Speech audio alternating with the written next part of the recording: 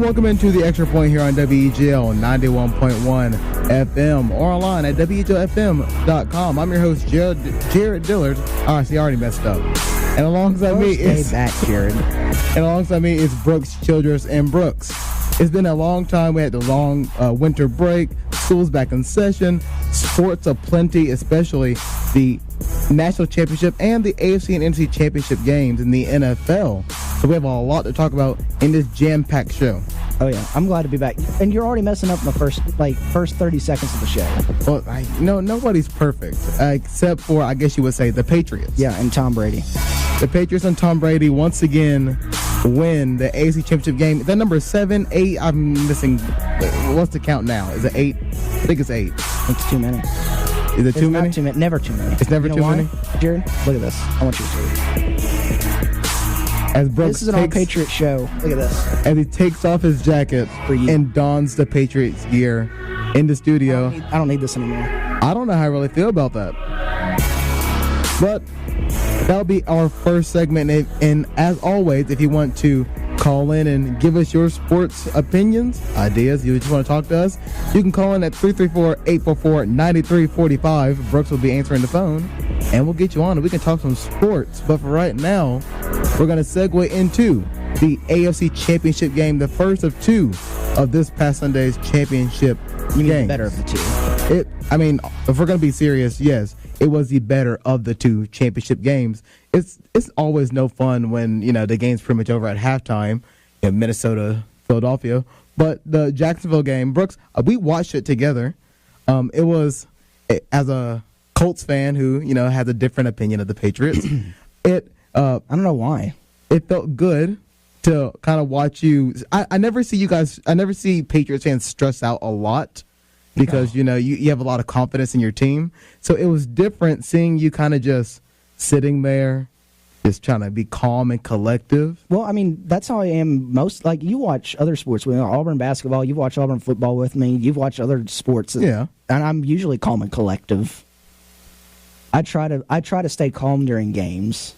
In the first half, when Blake Bortles looked like he would not throw a bad pass, I think it was Ryan Lavoie, who used to do the fast break here for WEGL 91.1 FM, said the game plan was Blake Bortles was going to have to beat the Patriots. And for a little bit, Blake Bortles was beating the Patriots until the second half adjustments came in, and the Patriots defense really stepped up and played that Patriots defense that we saw in the second half of the season.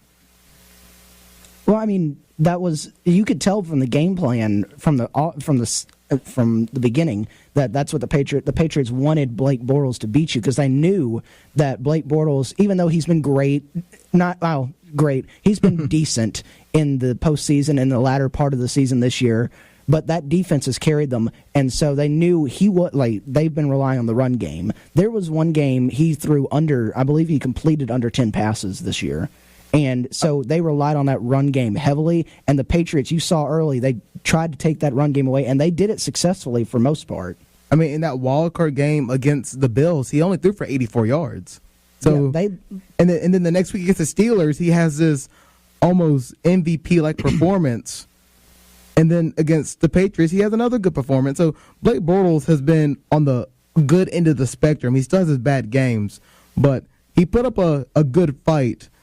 I want to go to a turning point in the game. I feel like was the pass it was a targeting play first, then pass interference, and then touchdown. And I feel like at that point in my head, I knew the Patriots are back. This is where they take control. Yeah, and the pass interference, the one you're talking about with Brandon Cooks along the sideline. Yes, where he pretty much got pushed out of bounds. Yeah, there's a lot of Jacksonville fans that I've seen on Twitter. I've seen social media everywhere. They're blaming the referees for their loss. They're going to call that every time. Like, they say that wasn't a pass. You pushed the guy out of bounds. There's no way that's not a pass interference. It was that resulting touchdown that the picture that's been circulating is when there was a little bit of scruffle in the end zone after the touchdown, and the referee was separating the teams, and for a quick second he had a smile on his face, and that's the picture that's been circulating around saying the refs were on the Patriots side. No, they weren't. Okay, no, that's just ridiculous. The refs are on no one's side. No. The refs, you can come out and you can say, oh, well, look how many penalties Jacksonville got versus Patriots got 1 or 2 in the game. That doesn't matter. The Patriots were the better coached team. They were the more disciplined team. The Patriots wide receivers, you watch the games, they're coached to, if Brady's going to throw a long ball downfield, they're coached to, if I'm not going to get it, try to draw the pass interference, because with a very aggressive, very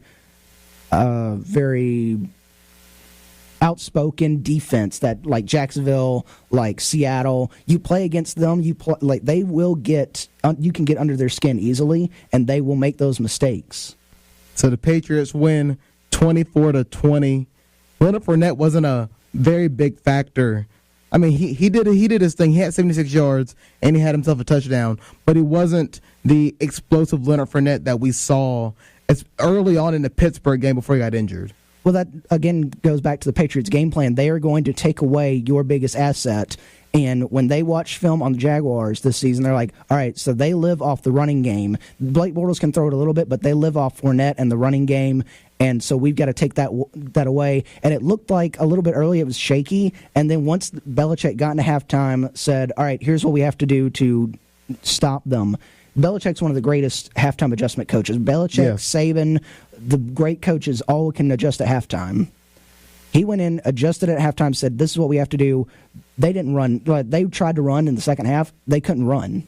The Patriots couldn't run all game, but they didn't have to. They didn't have to. Yeah.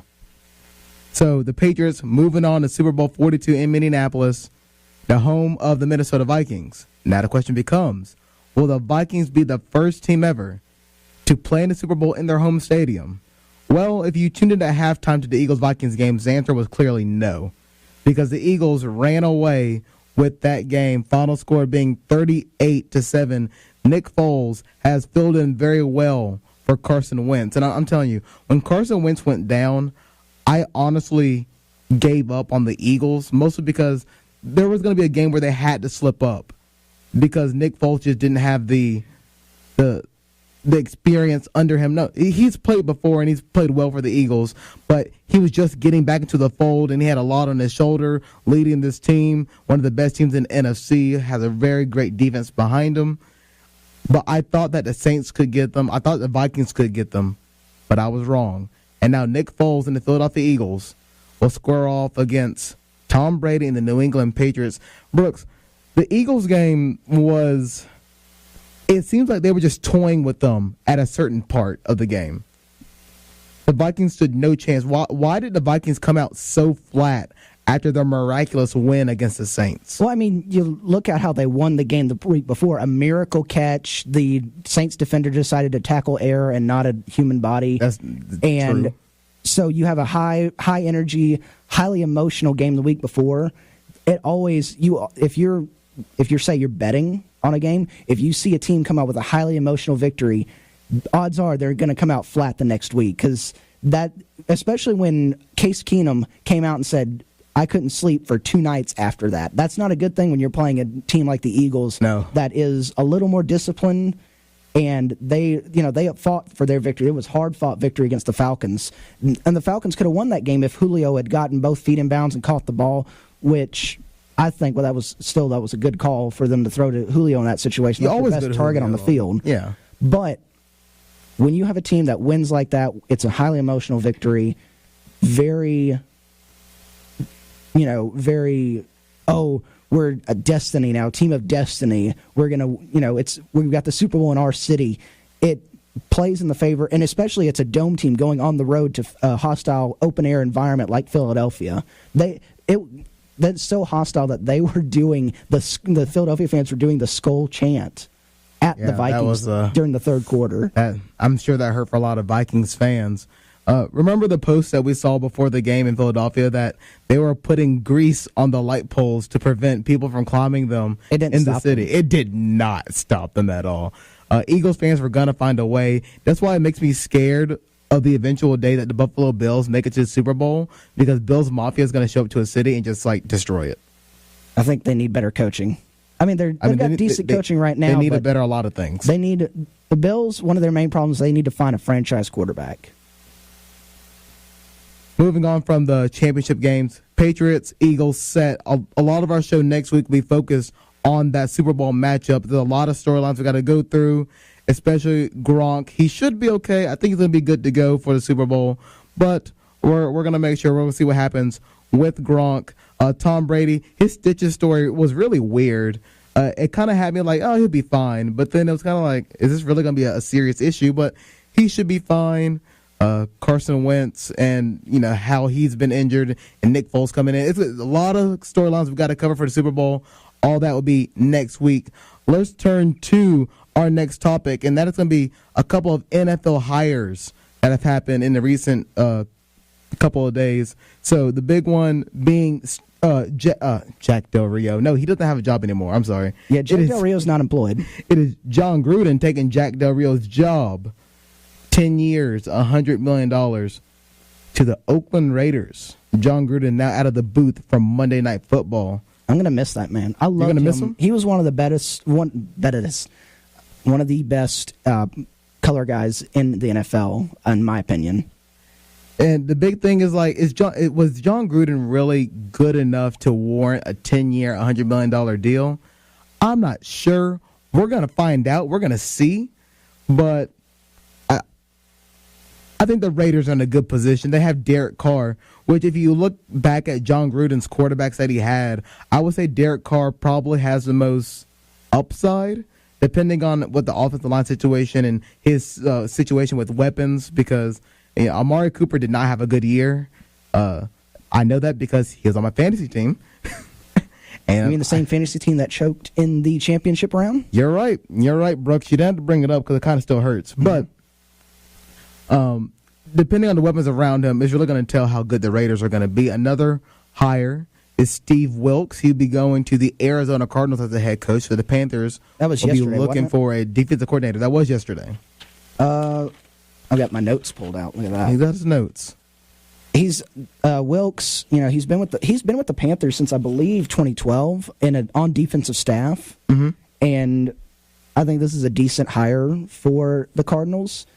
He's only had the only problem is he's only had coaching experience was at Savannah State for 1 year, and he went 5-6 that year. So that's what I'm. People can change, and I think he knows defense well enough that he can, if he can get a good offensive coordinator and they can find a suitable quarterback in this draft coming up, that they will be fine. Pat Shurmur. But, hold on. I jumped the gun. They still do have to compete with Jared Goff and I almost said Todd McShay. Yeah, Todd McShay is now quarterback in the NFC West. Jared Goff and the Rams, and then Kyle Shanahan with Jimmy Garoppolo and the 49ers, which I believe those two are going to be forces to be reckoned with within the next year or two. Hey, don't leave out Russell Wilson. When the Seahawks are going to figure something out for this offense. They've got to figure out their offensive line issues first. They got to figure that out. But Russell Wilson, he's cheat codes. We remember, he's cheat codes. So Pat Shurmur, new head coach of the New York Giants. So the Giants got their guy. He was only a head coach twice. He was. He was Cleveland head coach, 9-23 in 2 years at Cleveland. Hey, it's better than what they got now. But to advocate for former Cleveland head coaches, there's a former Cleveland head coach that's now in the Super Bowl. You're right. You're not wrong. You are not wrong at all. I'm just saying. Let's talk about two hires, because we brought up the Patriots. Two hires that look likely to happen, and it's pretty much, I wouldn't say a done deal, but it looks like it's gonna happen. You don't see any articles coming out about these two teams are interviewing other guys. Yeah. So Matt Patricia to the Detroit Lions, and Josh McDaniels, offensive coordinator for the New England Patriots, to the Indianapolis Colts. And I like both of these hires. Not just because I'm a Patriots fan. I'm like, oh, yeah, Patriots, Bill Belichick, Patriots, they're the greatest. They've got all the greatest coaches. Matt Patricia is a literal rocket scientist. He is. And you can Bill Belichick's great at halftime adjustments, but Bill Belichick's not the only one making the adjustments on that sideline. Matt Patricia you can watch the progression of the defense throughout the game. He makes adjustments on the sideline. He's going to have that Detroit defense really good within a few years. If they can find a good offensive coordinator to help Matthew Stafford and that offense get rolling, the Lions can compete in the North with the Packers and the Vikings, and the Bears are just there for now. And then the Colts, I think the Colts with Josh McDaniels and that with Andrew Luck, I think that's a really good hookup. If, Andrew Luck eventually comes back, he should. No, he will. Now, for Matt Patricia's opening press conference for the Lions, I expect him, when a reporter says, how do you fix a team, for him to literally just say, it's not rocket science. If he says that, I am on board with Matt Patricia as the head coach of the Detroit Lions. We have to take a quick commercial break, but when we come back, we're going to play a little bit of a game, the NFL over-under wins for next season. Make sure you call in 334-844-9345 if you want to talk sports with us here on The Extra Point. We'll be right back. This is a place where it only takes a second to imagine your future. Grasp a new concept in class. Inspire a child's curiosity. Discover a real-world solution. Seize an unexpected opportunity. There goes Davis! This is where you gain the preparation, confidence, and determination to succeed. This is Auburn.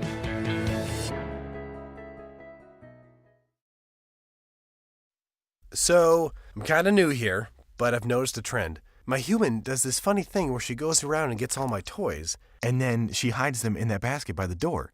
It's like, hello, that's where you put it last time. You were the worst at hide and go seek.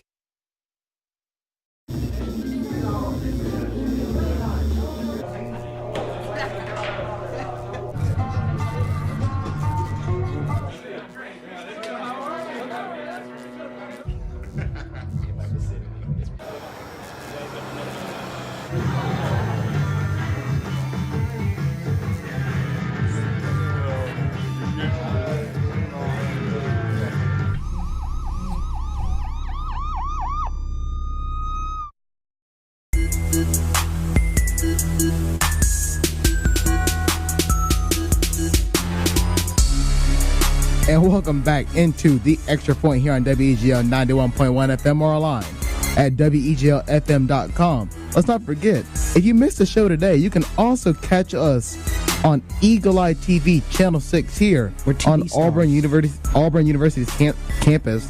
I can't do intros anymore. Yeah, I'm going to have to take over next week. Yeah, you're going to take over next week. Or you can catch us online at EagleEyeAuburn.com at 5 o'clock today. That's when the show goes up in video format. You get to see our beautiful faces. You get to see my beautiful Patriots shirt and hat that I'm currently sporting. And you get to see me without my hair being done because it's just in a ponytail. I don't have my dreads in. I'm scared. I don't know what to think. So now we're moving into a game show that we're going to do. All right, we're going to play a little bit of a game. Brooks, is this the first time we've ever played a game on this, officially? I mean, technically, yes. But Brooks, you want to tell us a little bit about that game? Well, I think we should intro the game first. We should intro the game? Yeah. All right, here we go. It's time for The Extra Point presents the newest game show. Guess that over-under. I need a little bit more energy, Brooks. A little bit more energy. Listen, that's all you're getting. I was tired this morning. So the object of the game is I'm going to give you a team, and Vegas has already put out the over-under win totals for next year. For these NFL teams. I'm just going to give you random teams, and you have to give me the over-under. How many wins do you think Vegas is saying this team gets next year? Okay. All right, so we're going to start out with a fairly easy one. Maybe kind of easy. We're going to go with the Cleveland Browns. They went no wins this year, retained their head coach. How many wins do you think Vegas is giving them in 2018? So I'm guessing the number. The over-under. Well, mostly it's going to be something and a half or, yeah. It's like an over-under, So you want me to guess the number? Yeah. I'm going to go 2. So you're going over-under 2? Yes. That's wrong. We need a buzzer. We need a buzzer for the next time we play a game. No, because that would just make me depressed. Vegas has the Browns the early going 4.5 wins. 4.5? 4.5 wins. Have they not watched the last 2 seasons? I think what they're betting on is what quarterback they get. Maybe 4.5 turnovers per game. can go with that. Okay, give me another team. What's making this better is hearing this music in my headphones. Exactly, right? All right, so let's go to the NFC or the AFC East with the New York Jets. They had a slightly struggled year. What do you think the New York Jets are being given? 6.5. Oh, that's close. That's closer than your last one. That's 5 wins. 5? Yeah, they're saying 5 wins next year. I mean, then again, Robbie Anderson just did get arrested, so that may put a damper on their number. All right. I was about to say, I can't continue without the music. Yeah, we'll keep it going. All right. The newly hired head coach, Pat Schumer, and the New York Giants. What do you think their over-under win total is going to be? I'm going to go 6.5 again. Oh, man, you're so close. 6 wins. Oh, my gosh. Wins. I'm not even looking at you. I don't even want to look at you right now. I'm disgusted with myself. Oh, well, it'll be fine. Everything will work out. All right. One of our good friends, Ryan Lavoie's team, the Tampa Bay Buccaneers. Fire the Cannons. Fire the Cannons. Dirk Cotter's still their head coach. They're still in a stacked division against Atlanta, Carolina, and New Orleans. How many do you think the Vegas is giving them next year? 5.5. Off by 1, 6.5. But so I go 2.5. I go 6.5 2 straight times, and then when I deviate from my plan, it's just boom, blows up in my face. Yep. Did the Bears get a new head coach this year? John Fox got fired, and they got somebody new, but it's the Bears, so I really didn't care. All right, well, Bears, Mitchell Trubisky, new head coach. How many wins do you think that Vegas is giving them?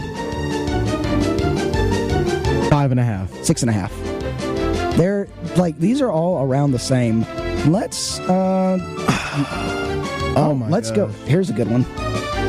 John Gruden, Derek Carr, and the Oakland Raiders. 8.5. Off by 1, 7.5. This game is painful. I'm hurt. Just missing it hurts me because you're sitting so close. Let's go. I'm good at what I do. Don't get me wrong. A full season under Jimmy Garoppolo with Kyle Shanahan's offense. 7. Off by 0.5, 7.5. The frustration on your face is very, very painful. See, everybody doesn't know this, but I actually have a gray hair in my head. That's just genetic. I think I'm going to have a little bit more when this game is over. Let's see. So we went San Francisco. Let's go with another play. Huh? How many more are we going to do? What do you want to do, about 5 more? We can do 5 more. We got to get into my rant for today. Oh, that's right.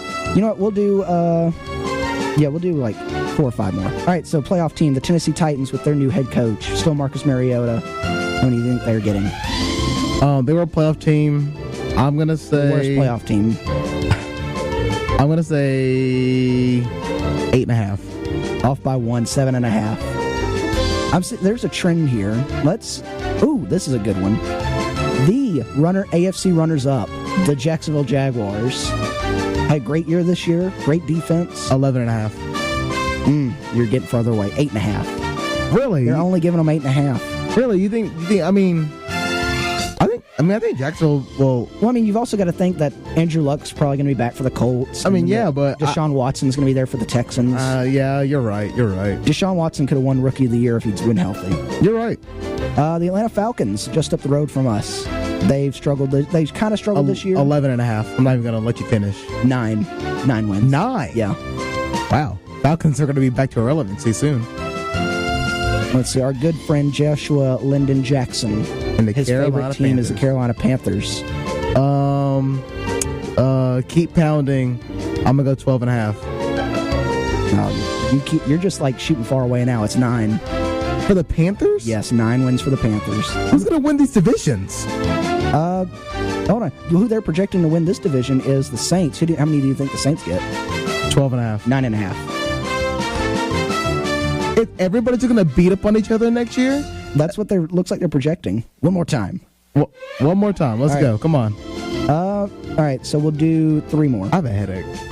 We'll do 3 more. The Los Angeles Rams, Jared Goff. 10.5.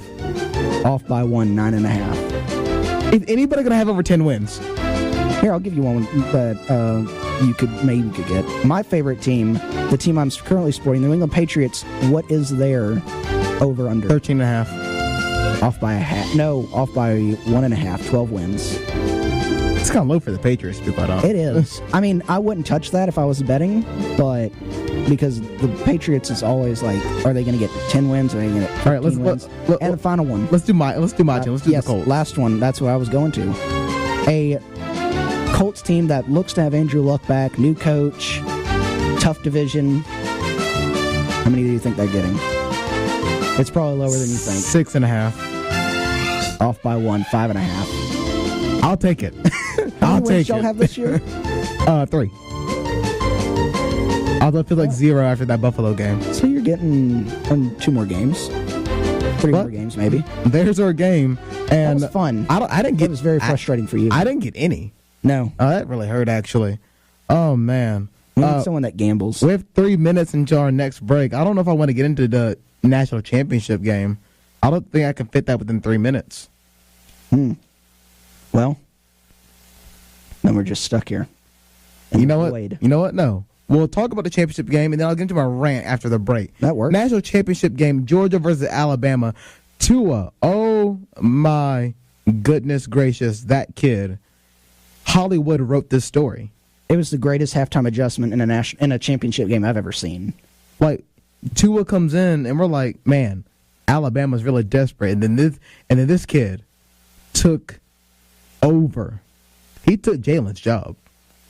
Well, for now. Well, you don't know. We say for now, but there was a lot of adrenaline running in that game. There was. Plus, Georgia, I mean, if you're Kirby Smart in Georgia, you're not going to think that, we're going to be beating Alabama this bad or like this at halftime. It wasn't a bad score, but like physically they were dominating Alabama, and you're like, there's no way they're going to bring in a freshman quarterback. Look, all I'm saying is, if there's one game... You're not game playing for Tua. If there's one game to prove yourself, to be able to take the starting job, it is bringing your team back down in the national championship in one half.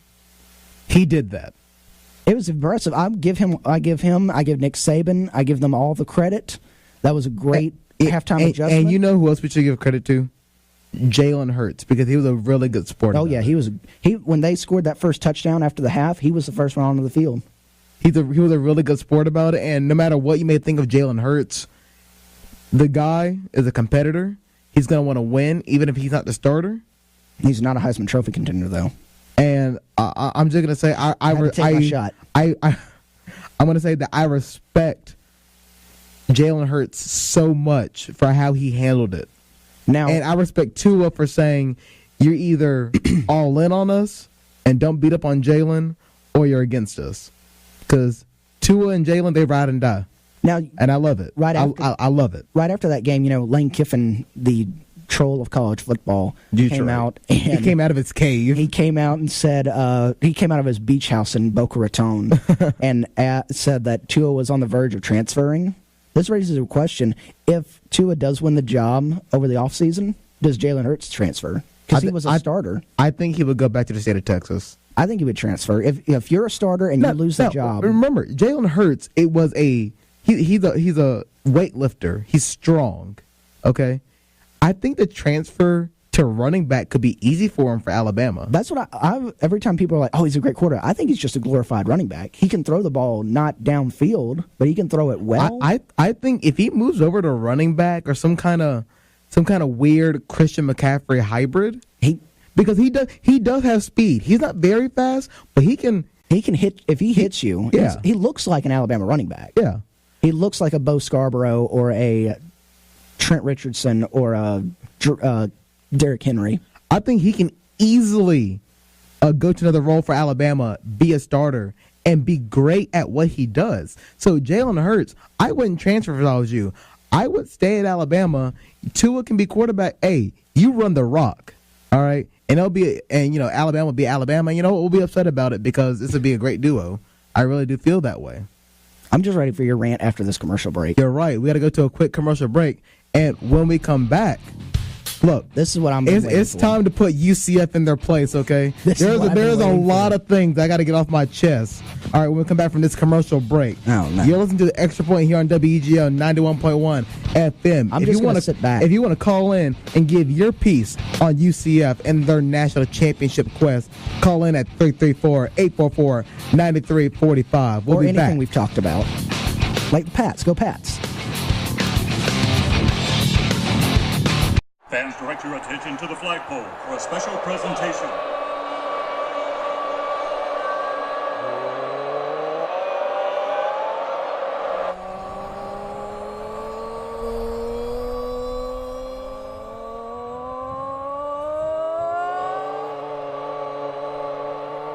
You never really leave Auburn, because Auburn never leaves you.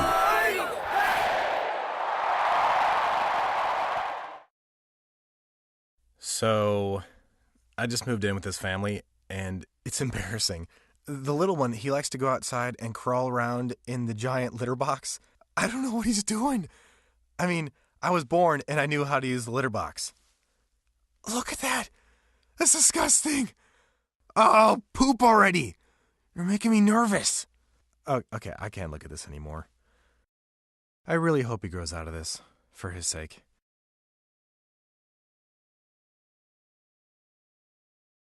I hope that you've been able to learn a strong work ethic surrounded by character, integrity, perseverance, so that when your 1 second comes, you'll be prepared for it. Chris Davis. 45, there goes Davis!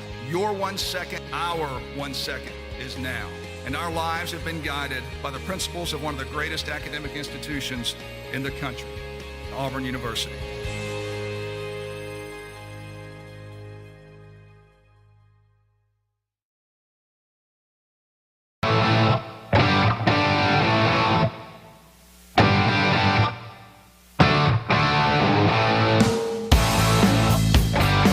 And welcome back into the Extra Point here on WEGL 91.1 FM or online at WEGLFM.com. I've calmed down a little bit during the break. Before you get into your rant, can I throw some fuel on the fire? Sure. I know you know what I'm going to talk about because we're experts and we prepare. No, we don't. About you want to talk about UCF and their quote unquote national championship and everything. They've been ever since they started that, they've been big trolls. They have. First was the billboard in Tuscaloosa asking for a home-and-home with Alabama, which that would only end poorly for UCF, let me tell you. You're right. And then a new development came up yesterday. When I was perusing the Snapchat and UCF National Champions filter came through and I fell to my knees in anguish. That Snapchat filters are expensive. Someone had the disposable income and the will to troll a whole university that they spent money on a Snapchat filter for the Auburn campus that said UCF National Champions. It's look, I don't even care that they beat us, okay? Like, no, congratulations, good for them. Yeah, good for them. Like, good Scott game. Frost have fun in Nebraska. Yeah. I don't think it's as fun as Orlando, but but we gotta pump the brakes a little bit here, okay? And this Blake Bortles lost. Yeah. How about that? So look, I get it. UCF undefeated, right? I'm just gonna sit back and listen to this. And great season. I'm not taking anything away from you. Undefeated is hard to do. That's why you're the only team to do it. But you can't go undefeated and claim a national championship when you haven't finished first in any of the polls. That's not how this works, okay? If they finish first in the AP poll or whatever poll, sure, you can be claiming the AP national championship, okay? You can do that, all right? But you just can't claim it because we went undefeated, because there are so many teams that went undefeated and didn't claim a national championship because they're not that petty. All right? If you want respect, schedule somebody. And it's hard to do that. And I get how hard it is in college football to do that because you schedule so far out and teams change on a dime. Okay? So teams that you did schedule may not be as good. a la Alabama with Florida State. That didn't work out well for Alabama. And LSU with BYU, that didn't work out well for LSU because BYU usually wins 8 or 9 games, and this year they were trash. Okay, it doesn't work out. And I get that. Let me come from my sitting back in my recliner listening to this to defend them when they did schedule Maryland, who's a Big Ten opponent, and I'm sure Maryland was decent a few years ago. So that you scheduled Maryland. There's whoop-de-doo. There's your right? That's my defense. All right, but here's my thing. Have at them. Here's my thing. And then people have the audacity to say Alabama should not be in the national championship or the Final Four. UCF should. Okay, first of all, let me stop you right there, okay? I'm going to let you finish, but let me stop you right there. All right. Okay, even if Alabama didn't deserve to go to the college football playoff, why did UCF then jump USC and Ohio State being the Big Ten champion? So Alabama didn't have the resume. Whatever your argument was, whatever, I don't care. But why did UCF jump USC and Ohio State, who I would argue were better options for that 4th spot? You know, we can sit here all day and argue about Alabama, Ohio State, and USC. But there is no reason that UCF should jump those 3 teams. All 3 of them. There's no way, okay? And then we make the argument, well, Alabama couldn't win their conference, okay? They couldn't go to their championship game. Where were all of you people at when Ohio State pulled the same thing? What was it, last year, 2 years ago? Remember when Penn State won the Big Ten championship and they didn't get in? Where were all of you people then? Okay? All you people down here. People were saying it, but people down here weren't saying it, okay? So Alabama doesn't win the SEC championship, but they don't go to the SEC championship game. That's fine. But it doesn't exclude you from a championship game because it was a tiebreaker. Auburn had the tiebreaker over Alabama. That's all it was. Okay, it was one game. One game will not exclude you from the college football playoffs because if it did, a lot of teams would be out. All right, us included, Auburn included. Okay? So then you're like, well, Alabama's resume wasn't so good. You know, it wasn't a good resume. First of all, Alabama's strength of schedule was better than UCF. And on top of that, if Alabama went undefeated with UCF's schedule, you would be saying, why is Alabama scheduling bad opponents? So why does UCF get the benefit of the doubt of going undefeated with a bad schedule, but Alabama plays a better schedule, lose one game, and they're not allowed to go? And I'll tell you why. It's because down here we're Auburn fans, and we can't take off the orange and blue glasses, and we can't realize that, hey, you know what? The college football committee is for the top 4 teams, and the top 4 teams was Clemson, Oklahoma, Georgia, and I'm sorry to say it because, you know, it may hurt a little bit, Alabama. We can argue about Ohio State and USC, and I could probably agree with you about Ohio State or USC, but those were the teams. UCF wasn't in that, okay? UCF got a great win over Auburn. Good for them. It was a good win. They proved themselves. But it was too little, too late. You got to prove yourself in the regular season if you want to go to the playoffs, and they didn't do that. Alabama proved that they were a top 4 team, especially after they beat number 1 Clemson and number 3 Georgia. Am I right? I think I'm pretty right. Brooks, I'm done. I saw the flames. I'm just saying. That was fiery. Just because you don't like Alabama, just because they didn't go to the SEC championship game, doesn't mean they're not your national champions. They are. They won it. They beat the number 1 team very handily, mind you. Not beat, they beat them down. And then, granted, they struggled against Georgia, but they beat them. 2 really good teams. Are you telling me the Alabama's wins over Clemson and Georgia don't outweigh UCF's win over Auburn?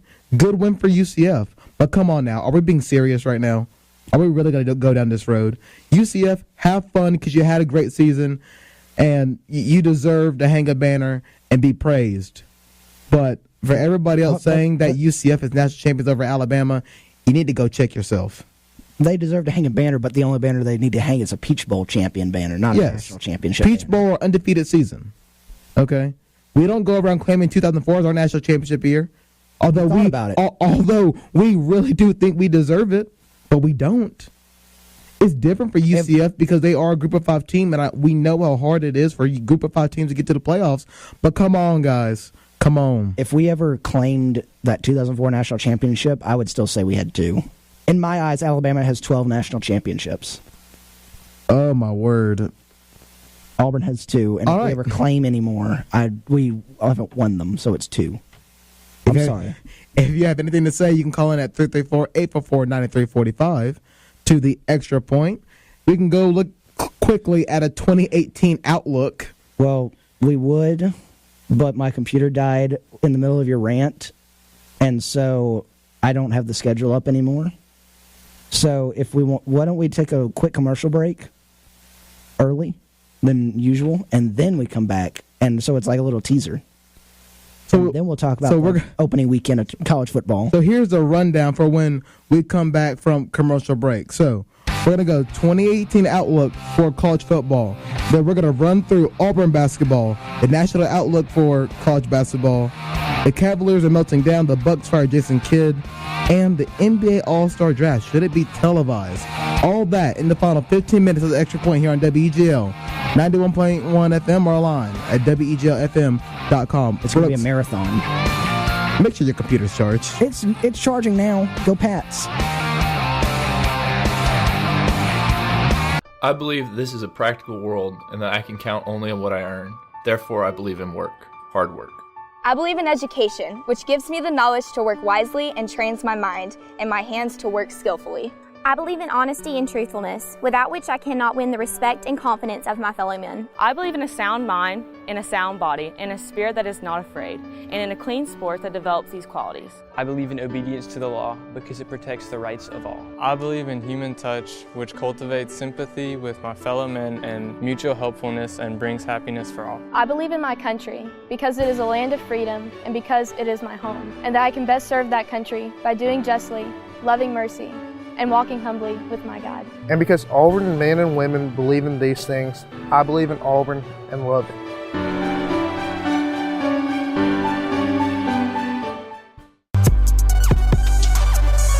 And welcome back to the final 15 minutes of the Extra Point here on WEGL 91.1 FM or online at WEGLFM.com.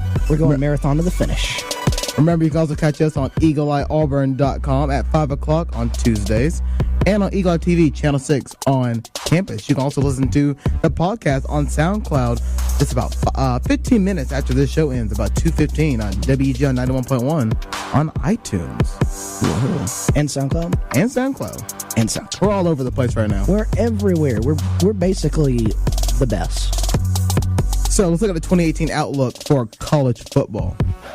Give us the opening games. Well, let's look at the opening weekend slate because it's so far away and we have to talk about it now. It's way too early. It's way too early to look at the slate. So, first, Orlando, Florida, neutral site game. You got the defending national champions, the Alabama Crimson Tide, taking on the Lamar Jackson-less Louisville Cardinals. Yeah, that game's not going to be as good anymore.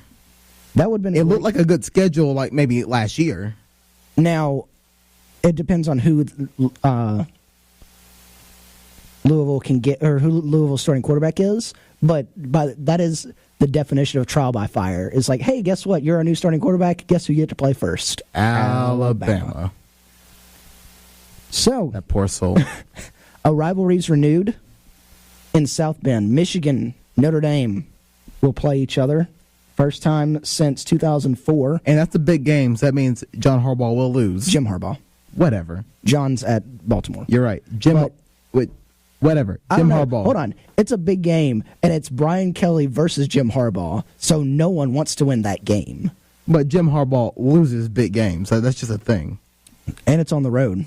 I think this is going to be one of the better games of the weekend is Michigan-Notre Dame. The Auburn Tigers get to go back to that stadium. No. And take on Washington. No. We have to go back to that stadium, that forsaken stadium. Mercedes-Benz. I've been there twice now. I haven't had a good experience either time. Is Browning still at Washington? I think so. Okay. I haven't heard. He didn't declare. I don't think he declared. In Arlington, Texas, LSU gets to take on the U. That's a good game. The turnover chain takes on the Bayou Bengals. That's going to be a good game. Coach Ogeron versus Mark Richt. I like it. I like that game because it puts Mark Richt in another big game situation so he can try to redeem himself from that Wisconsin embarrassment. That's also true. Another big game? Another big game in Norman, Oklahoma. The Oklahoma Sooners host the troll of college football, Florida Atlantic. Hey, UCF, that's how you schedule games. Yeah. Go on the road to Norman, Oklahoma. This is going to be a great game because one, you've got a very explosive offense with Lane Kiffin against a Big 12 defense, and we get to see our first taste of life without Baker Mayfield for Oklahoma. Yeah, we'll see how well it treats them, but I'm not feeling pretty good about it. The Monday night game, because it's always on Labor Day weekend, so we got a Monday night game. It's Virginia Tech and Florida State. You had a conference opener first week. You get Willie Taggart and his new job taking on Justin Fuente. I think that'll be a decent game down in Tallahassee.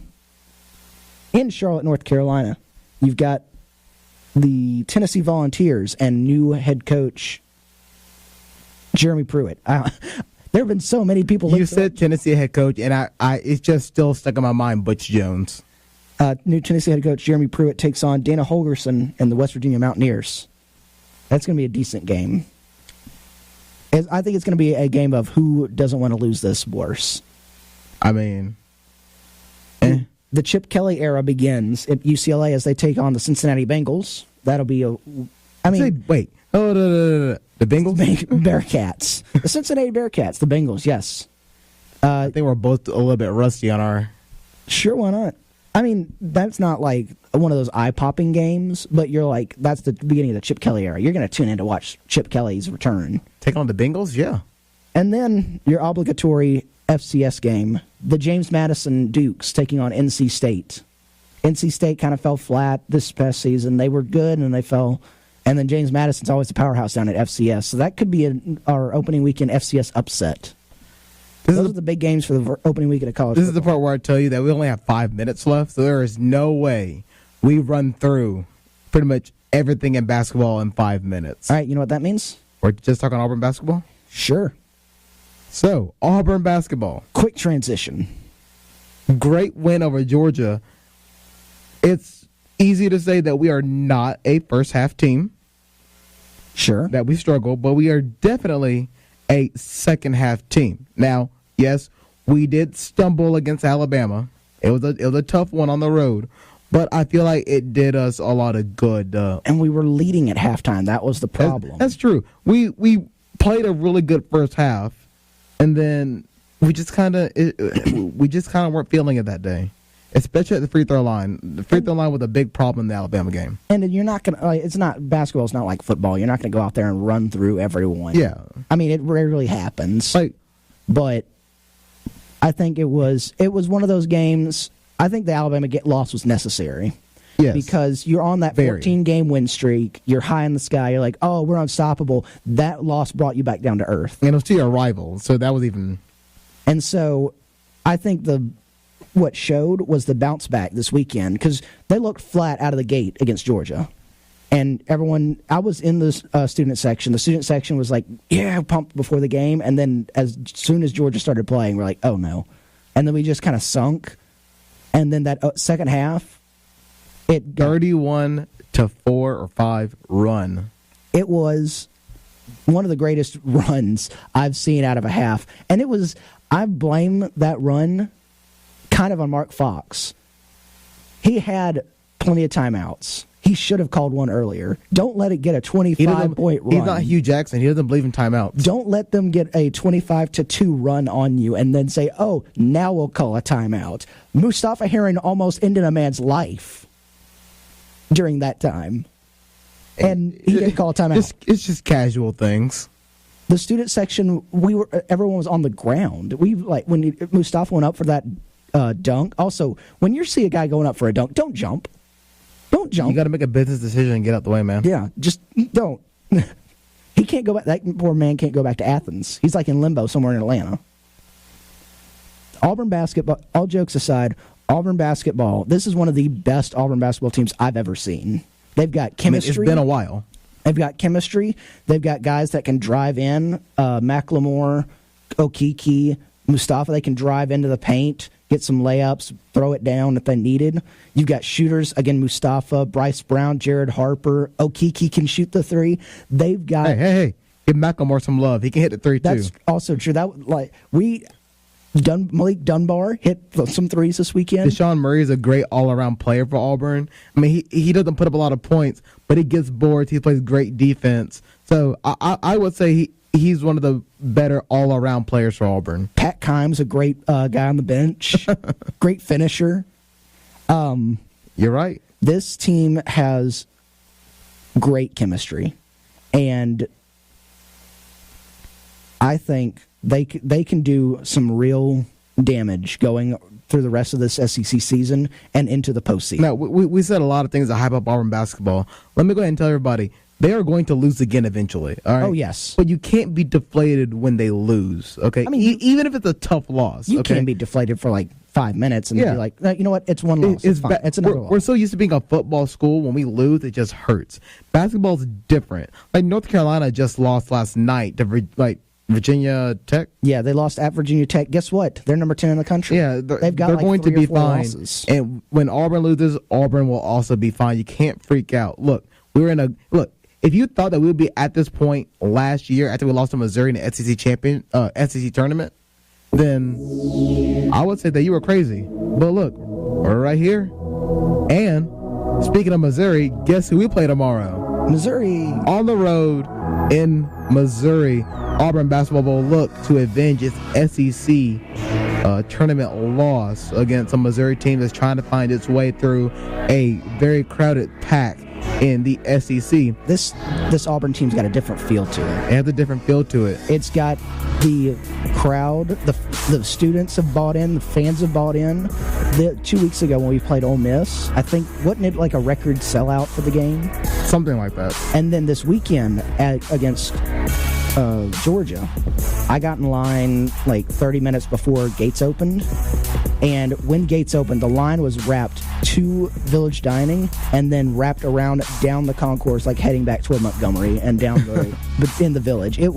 I've never seen a line like that, even for Kentucky a few years ago. Well, that's going to do it for us. New time, Tuesdays at 1. Remember, about 15 minutes after the show ends, you'll be able to catch us on SoundCloud and on iTunes at WEJ 91.1 FM. You can also catch us in a couple hours on Eagle Eye TV, Channel 6 on campus, or eagleeyeauburn.com. That'll be 5 o'clock Central Standard Time. That's going to do it for us, Brooks. It's great to be back talking sports each and every week. You know what I wish we could talk about next? Hope we could talk about next week. What? Minnesota football. Row the boat. There's your row the boat reference. There's your row the boat reference of today. He got it in, and I didn't know how you're gonna bring that in, but you did. But that's gonna do it for us. Same time, same place next week. We'll see you then.